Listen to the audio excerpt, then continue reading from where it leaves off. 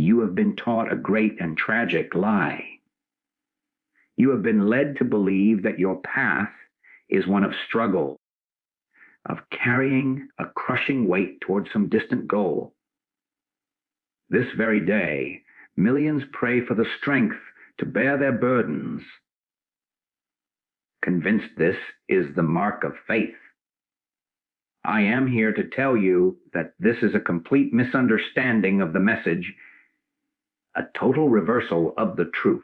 The words we will examine together dismantle that illusion entirely. My burden is light. This statement is not a poetic sentiment.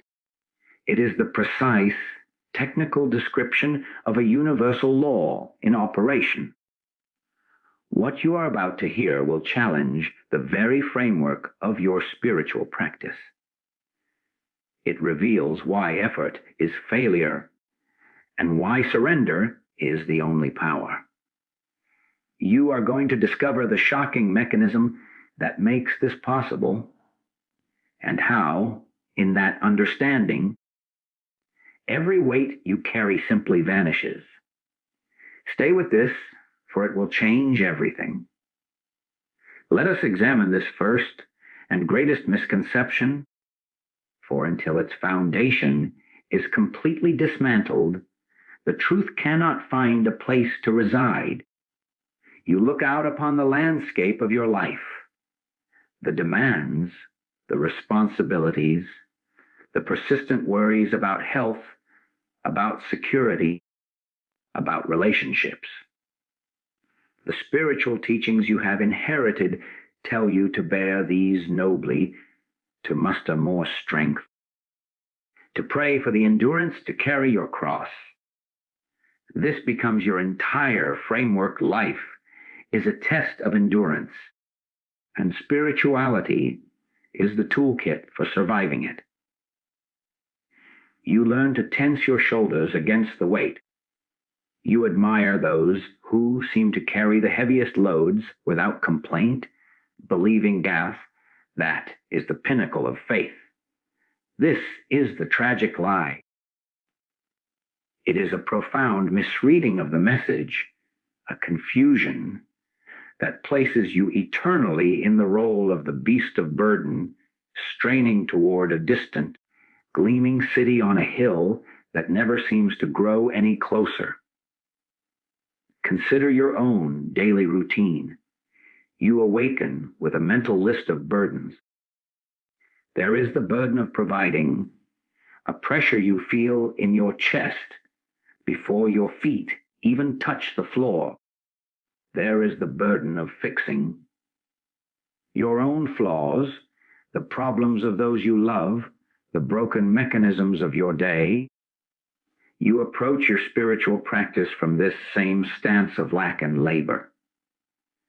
You meditate to gain peace. You pray to secure a solution. You study to acquire a wisdom you believe you do not possess. Every action, even the most high-minded, is rooted in the conviction that you are incomplete and must strive to become whole. You are, in effect, trying to lift yourself off the ground by your own bootstraps, and then chastising yourself for your inevitable fatigue. The world celebrates this struggle. It calls it ambition, duty, or righteous toil.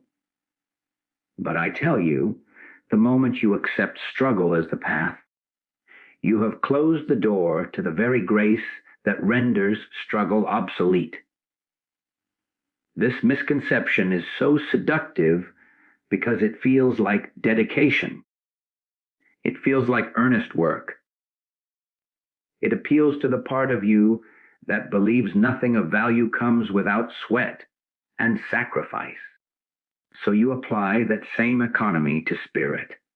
You think, if I want spiritual peace, I must work for it. If I want liberation, I must deserve it. You have turned the kingdom within into a reward for moral achievement, a prize for spiritual athletics.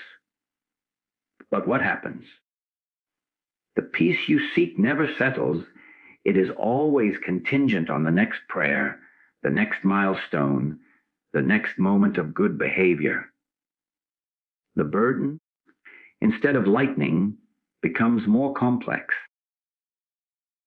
Now you carry not only your original worries, but also the heavy weight of your own spiritual performance, the guilt for not praying enough, the frustration for not feeling faithful enough, the anxiety that your understanding is insufficient. You have added a second, metta, burden on top of the first, all in the name of seeking relief. See this clearly in the one who prays for healing. Is their prayer often not a subtle form of tension, an inner argument with the condition, a desperate effort to mentally force a change? The burden of the illness is now compounded by the burden of praying correctly, of believing hard enough, of wrestling with fear and doubt. The I that is sick is now the same I that is frantically trying to heal itself, and the circle is exhausting and utterly futile. Or look at the seeker of abundance, laboring under the burden of lack, who then takes on the new burdens of visualizing, affirming, and manipulating thought, believing prosperity is a peak they must climb through mental exertion. The principle is the same, a profound assumption that you, from your standpoint of personal will and understanding, must orchestrate your own salvation. This is the core of the illusion, the belief that the solution is an action. You must perform, a weight you must lift. It places you at the center of the universe as the sole responsible party, the mule carrying the load. Your entire sense of identity becomes wrapped up in this carrier. You know yourself as the one who struggles, the one who endures. To suggest the burden can be light feels to this identity like an insult to its very existence, a dismissal of its hard, won scars. It clings to the weight because the weight has become its definition. So the first and most necessary disruption is this: to recognize that the spiritual path of struggle is a path of your own making, built on a fundamental misunderstanding of how the infinite operates. It is not a question of bearing the weight more gracefully. It is the shocking, liberating revelation that you were never meant to carry it at all. The truth operates on an entirely different principle, a law that functions perfectly the moment you seize your interference and understand your true role, not as the carrier, but as the witness to a far greater force doing the only lifting that has ever been done. Having seen the exhausting, self-defeating architecture of the struggle, you now stand at the threshold of genuine revelation. The statement, "My burden is light," ceases to be a comforting phrase and becomes the precise, logical declaration of a cosmic principle in action. It is not a description of a subjective feeling, but an objective statement of fact about the nature of reality when correctly perceived.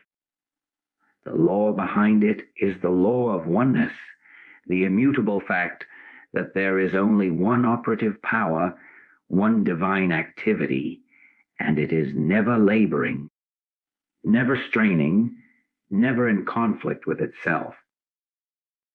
Your entire experience of burden comes from the illusion of separation, from the belief that there is a you, apart from this infinite principle that must personally manage, manipulate, and carry the machinery of life.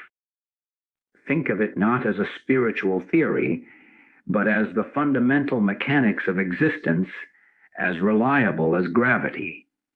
Consider the sun. Does the sun strain to shine? Does it exert effort to dispel the darkness? Its very nature is to emit light.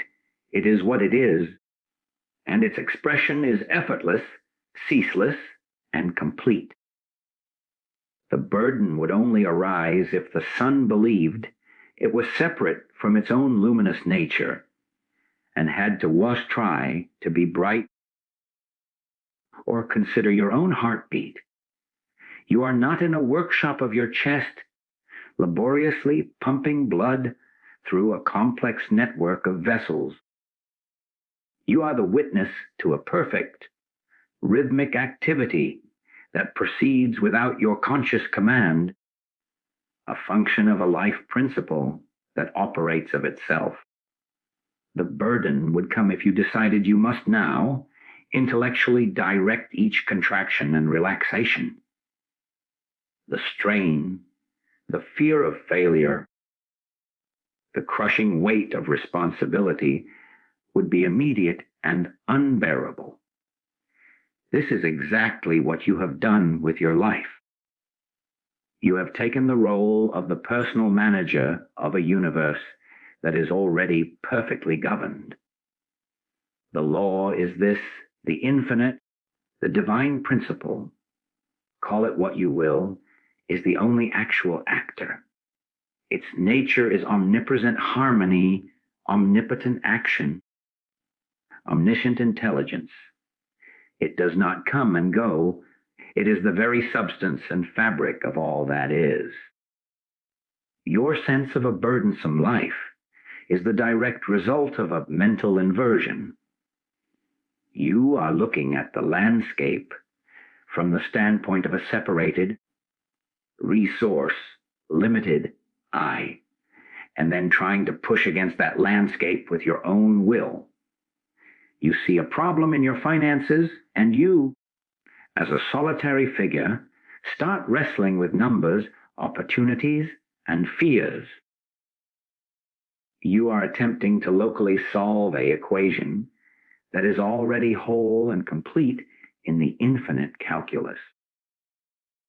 It is like a wave in the ocean trying to figure out how to be wet, or how to get to the shore through its own effort, completely oblivious to the fact that it is made of ocean, moved by ocean, and its destination is orchestrated by the ocean's tides.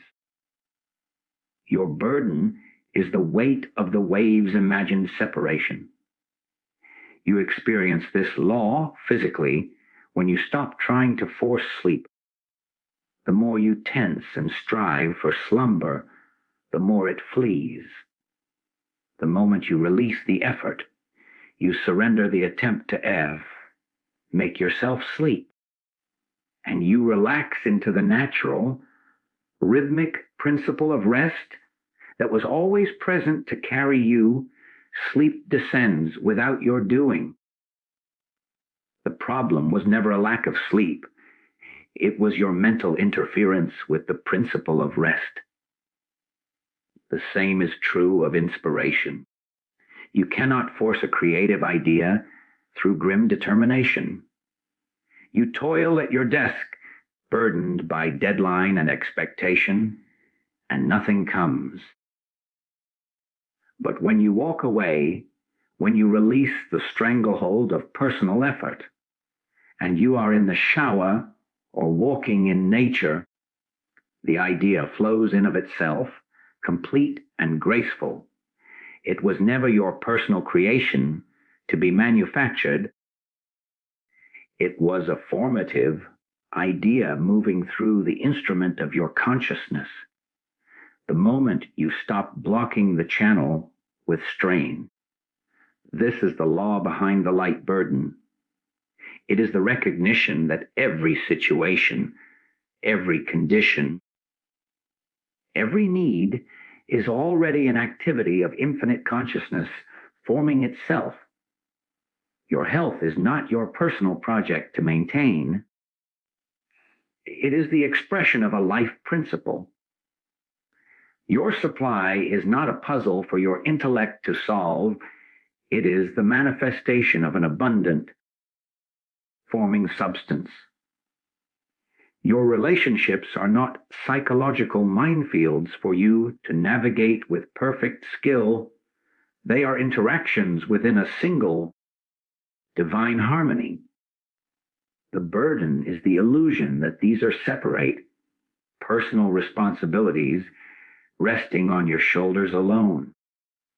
The moment this is glimpsed, even intellectually, a profound shift begins. You are not asked to believe in a distant God who might help you.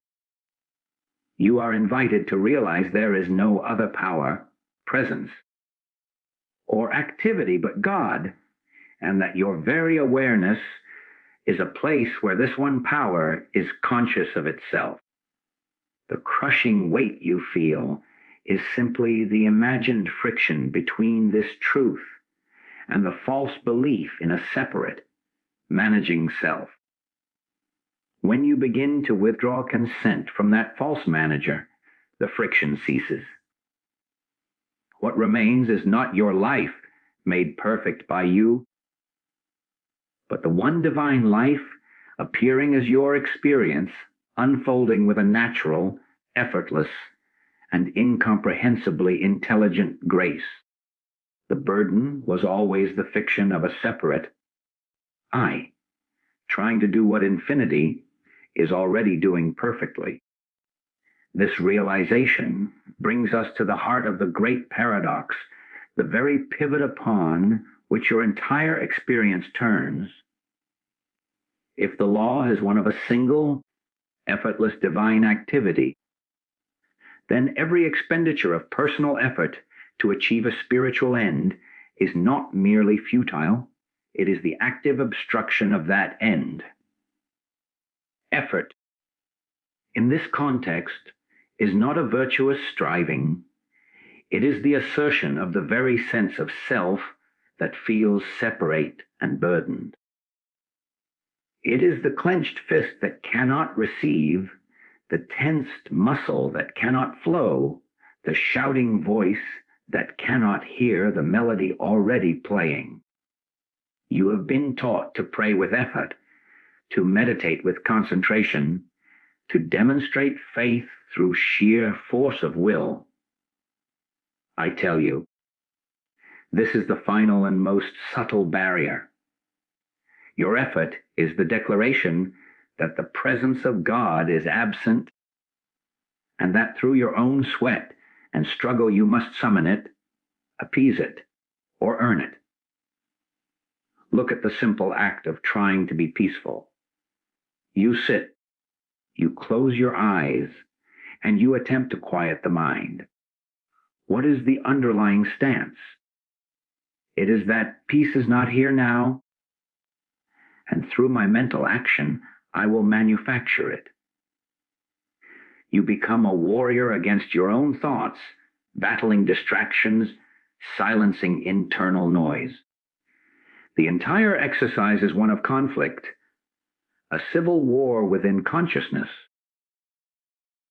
The peace you may eventually feel is often just the exhaustion of the combatant, a temporary ceasefire born of fatigue, not the recognition of a native, ever-present stillness. Your effort to be peaceful was, in fact, a denial of the peace that permeates all being, the peace that is the very substance of your being when the efforting I is not claiming the field.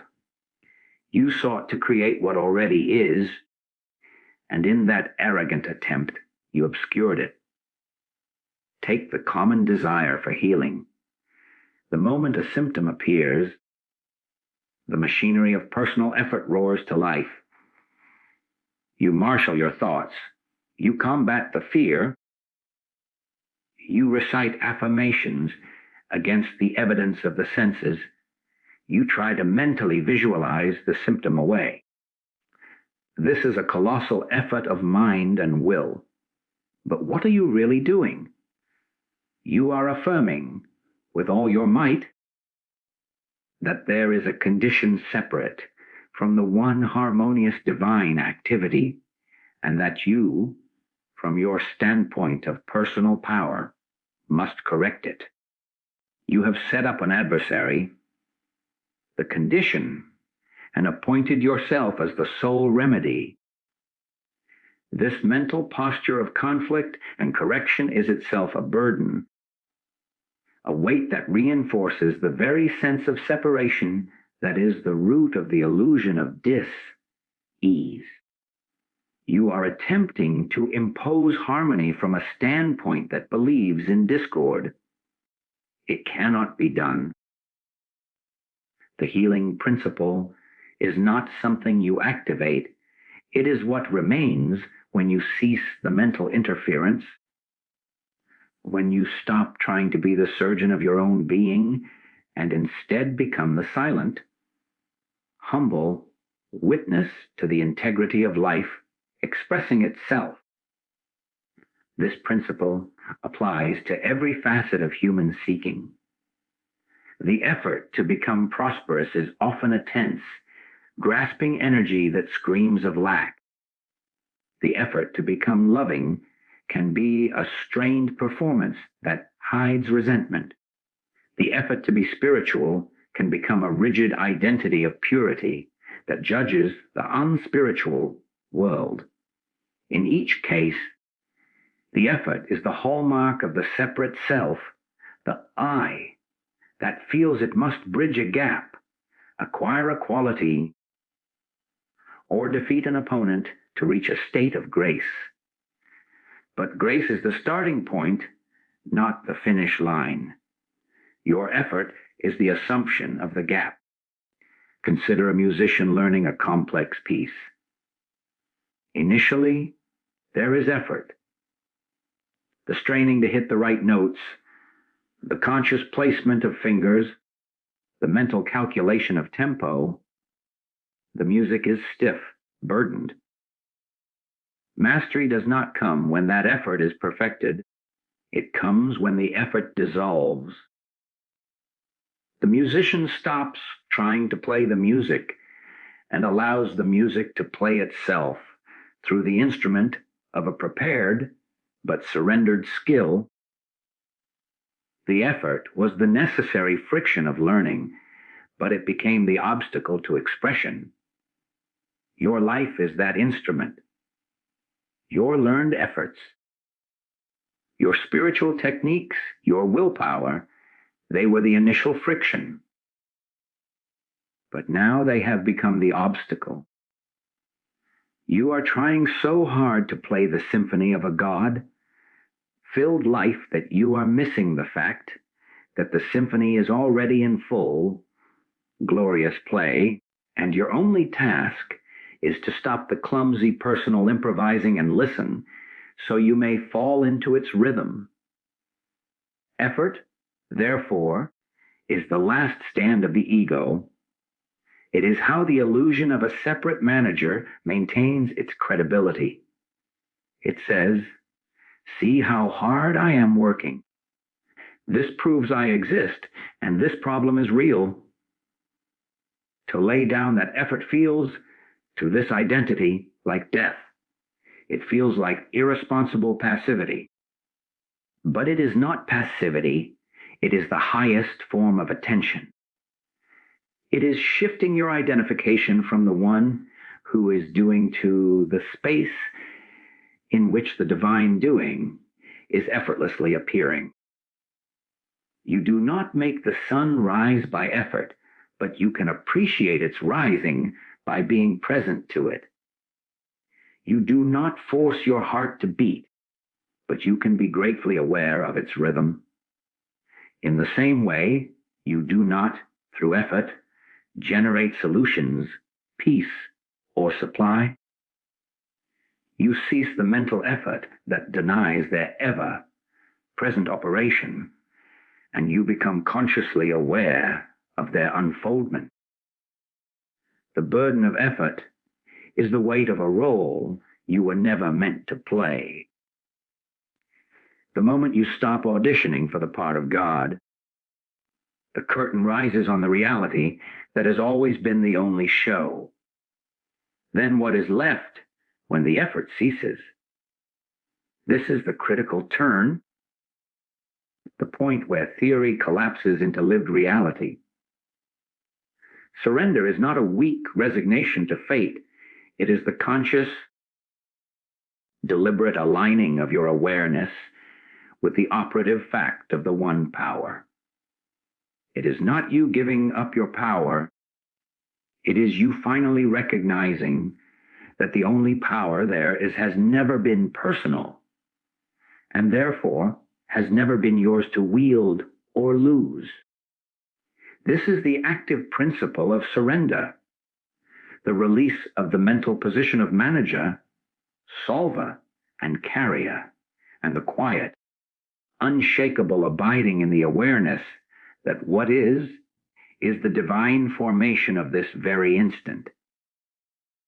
You are not surrendering to a circumstance. You are surrendering the false self that sees the circumstance as a problem to be solved by its own wit. You are surrendering to the truth of being, to the incontrovertible fact of the infinite in action here and now. This is where the mind recoils, imagining a vacuum of responsibility, a chaotic void where nothing gets done. The exact opposite is true. Consider a sailor on a vast ocean. His effort is not in creating the wind or the current. His effort, his skill, is in adjusting the sails to align with those mighty forces. His surrender to the wind is not passivity. It is the intelligent, responsive action that harnesses a power infinitely greater than his own muscular strength. He stops rowing against the current and sets his sail. Your life is that vessel. Your personal will, your straining and rowing, is the exhausting effort against the current of infinite harmony. Surrender is the act of setting the sail of your awareness to catch the wind of spirit, moving with a grace and power you could never manufacture toward a destination that intelligence itself has charted. See this in the most practical moments. You face a confrontation, a difficult conversation you dread. The burden is immense. You rehearse speeches, fortify your arguments, and armor your emotions. This is all effort born of the belief that you alone must navigate this interpersonal minefield. Now, imagine you consciously surrender that role. You do not surrender to the other person's will, but you surrender the burden of being the sole architect of the outcome. You go into the conversation having released the need to control every word and reaction. You become present, listening, responsive. And what often flows through you are words of a clarity and compassion you could not have scripted. A wisdom that resolves tensions in ways your planned arguments never could. That is not you being clever. That is the intelligence of the situation expressing itself through an instrument that has stopped clattering with its own prepared noise. The power was never in your script. It was in the surrendered moment. Or take the artist before a blank canvas. If she approaches it with effort, with the determination to create a masterpiece, the tension can produce something stiff and contrived. But if she surrenders, not to laziness, but to the creative impulse itself, she becomes a medium. She mixes colors without overthinking, makes strokes that feel instinctive, follows a rhythm that emerges from the work itself. The painting that results often astonishes her, carrying a life and coherence that her conscious, efforting mind could not have engineered. She has surrendered the role of the creator and become the channel for creation. The masterpiece was always latent in the infinite formative principle. Her effort was the potential block. Her surrender was the allowed passage. This is the active, dynamic nature of true surrender. It is not a collapse on the floor. It is an inner posture of silent, alert receptivity. It is the be still and know in constant operation. You are still from the frenzy of personal mental manipulation, and you know. You bear witness to the I am that is doing the being, the living, the unfolding. You handle the details of your day, but you handle them from this surrendered center. You write the email, but you do it without the burden of believing its success rests solely on your phrasing. You drive to work, but you do it without the burden of feeling you are personally propelling 2 tons of metal through a chaotic world. You meet the deadline, but you work with a focus that feels like being carried by the task itself rather than goading it forward with a whip of anxiety. In this surrender, a remarkable transaction occurs. You relinquish the impossible burden of personal omnipotence, the crushing weight of believing you are the source and cause of everything in your life. And in that release, you are filled with an infallible sense of direction. It is not your direction, it is the navigation of the infinite. Impulses arise, intuitions flash, doors open that you did not personally engineer. This is the power that was previously obscured by your effort to be powerful. It is the light burden, the yoke that is easy, because it is not yours to pull alone. You are merely walking in tandem with a force that assumes the entire weight. You are not doing the work. You are witnessing the work being done through the form of your life. The struggle was your refusal to witness, your insistence on being the author. Surrender is the profound, peaceful, and immensely powerful agreement to let the true author write the story while you, the conscious awareness, experience each perfect, effortless sentence as it is inscribed. This brings us to the very mechanics of liberation, the inner technology that transforms understanding into lived experience. The mechanism is not one of acquisition, but of relinquishment, not an infusion of something new, but the cessation of an old, habitual interference. It is the process by which the recognition of the one power becomes so vivid, so immediate, that it actively dissolves the mental and emotional structures of burden. This mechanism is the sustained inner act of yielding authority. You are not building a bridge to God, you are dismantling the wall of a separate. You, that believed it lived apart from God. With every brick removed, the light that was always there floods the space, and what was once a crushing weight is revealed to be nothing but shadow. The mechanism operates at the level of your moment, to moment awareness. It begins with noticing the sensation of burden itself, that familiar tightening in the shoulders, the knot in the stomach, the mental whirlwind of problem solving. Previously, you would have immediately engaged with that sensation, accepting its premise as reality and throwing your personal resources at it. Now, you do something radically different. You pause. You recognize this tightening, this whirlwind, as the signal of the old lie in operation. You see it not as a call to action, but as a call to surrender.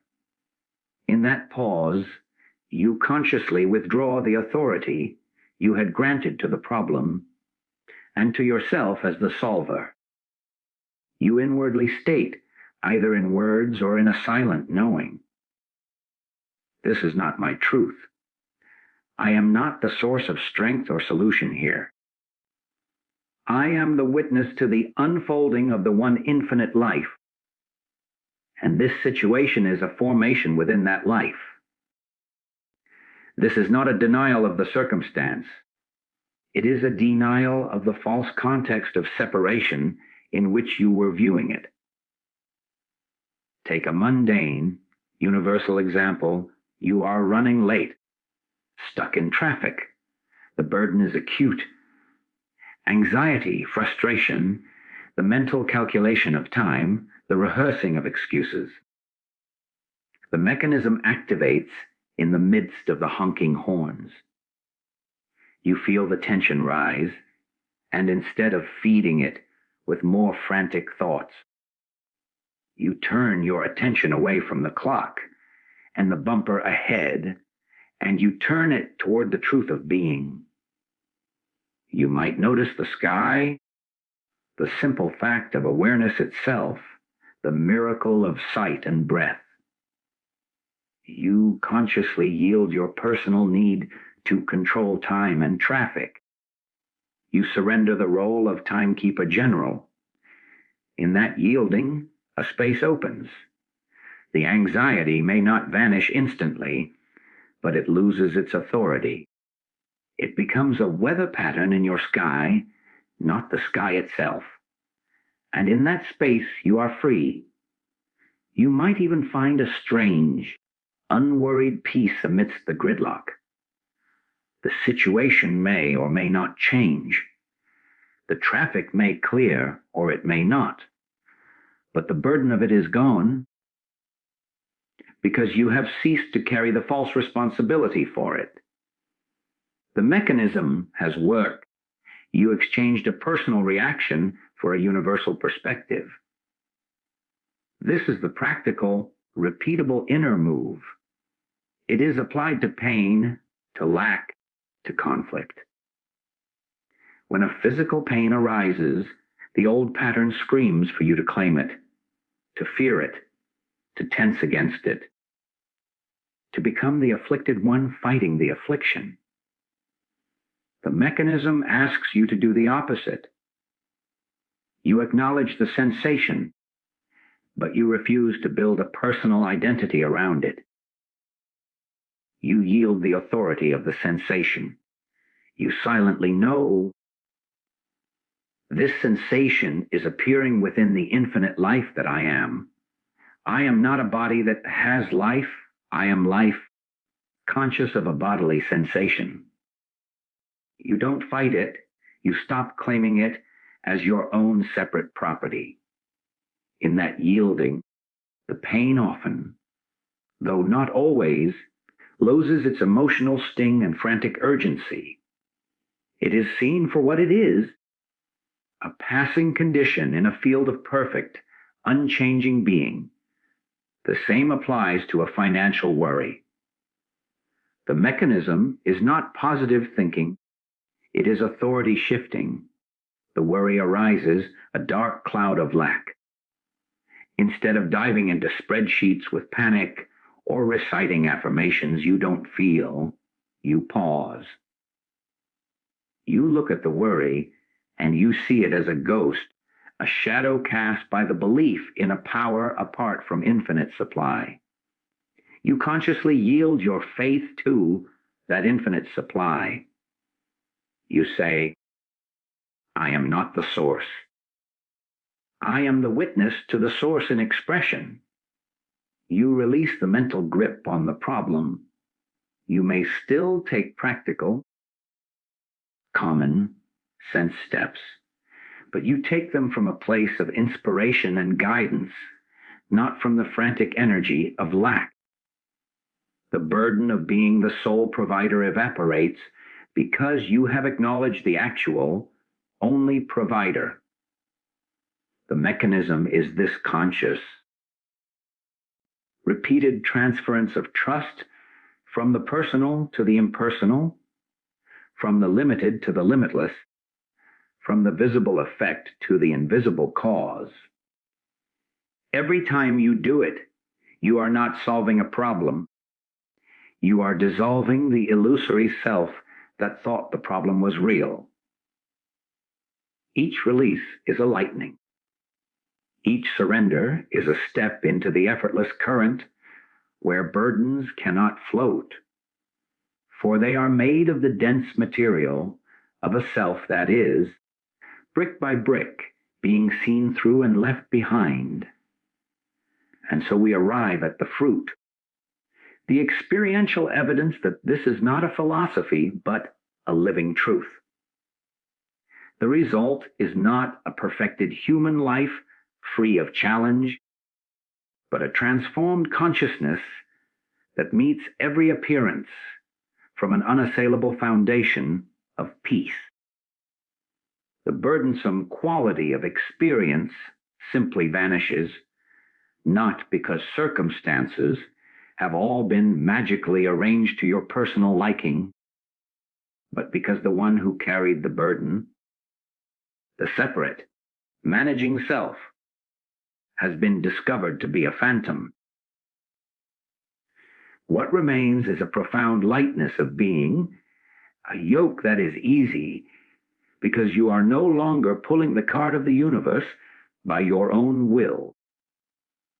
Life ceases to be a series of problems to be solved and becomes a panorama of grace to be witnessed. You find yourself in the world, but not of its weight. You will know this result not by the absence of activity, but by the quality of that activity. The same tasks fill your day, the work, the errands, the interactions, but they are no longer anchors.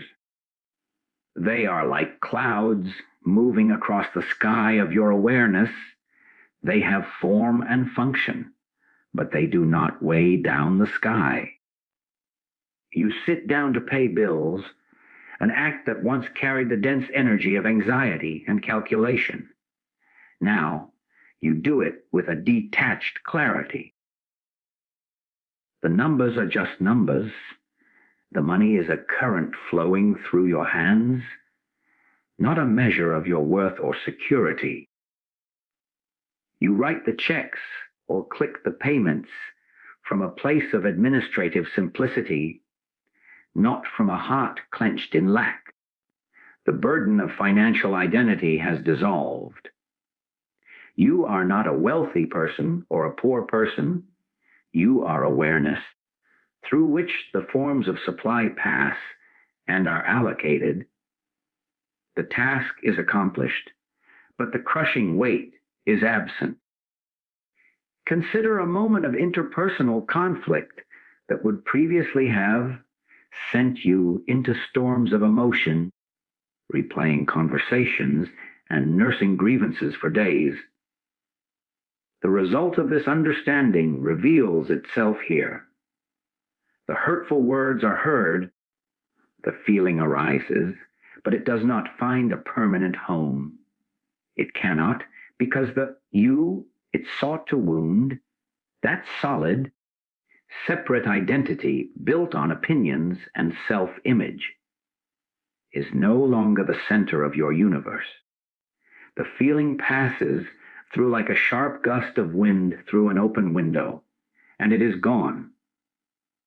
You respond, or you choose not to respond, but from a foundation that is unmoved.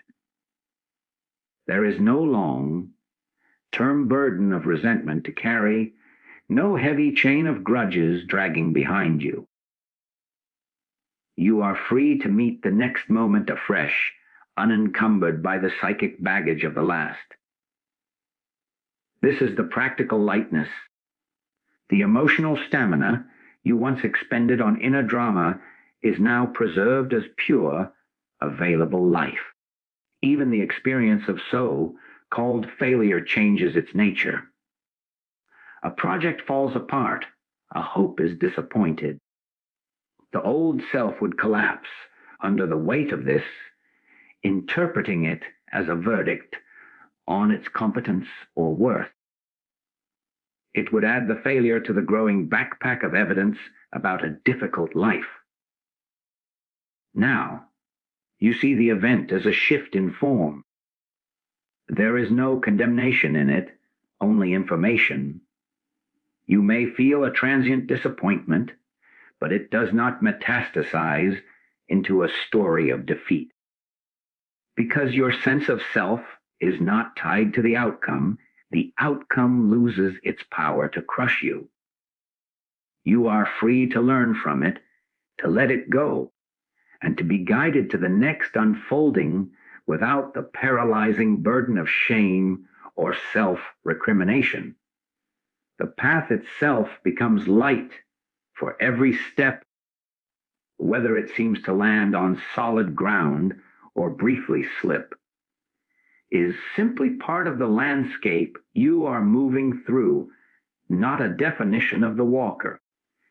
This is the ultimate experiential result, a life lived from the inside out, anchored in an unshakable serenity that outer conditions cannot touch. You engage, you care, you act, but you are not hooked. The parent still tends to the crying child, but without the added burden of believing they must be the source of all comfort. The professional still prepares the important presentation, but without the crushing weight of believing their entire value is on the line. The seeker still studies and contemplates, but without the anxiety of needing to get it in order to be saved. The doing is done, but the door is at rest. You live as a conscious point of reception and expression for a universe that is inherently friendly, inherently purposeful, and inherently graceful. The burden was never in the events. It was in the interpretation of those events by a lonely, fictional self. When that self is seen through, what remains is simply life, living itself, vivid, immediate, responsive, and astonishingly light. This is the promise fulfilled. Not a life without clouds, but a sky so vast and clear that no cloud can ever darken its essential, radiant nature.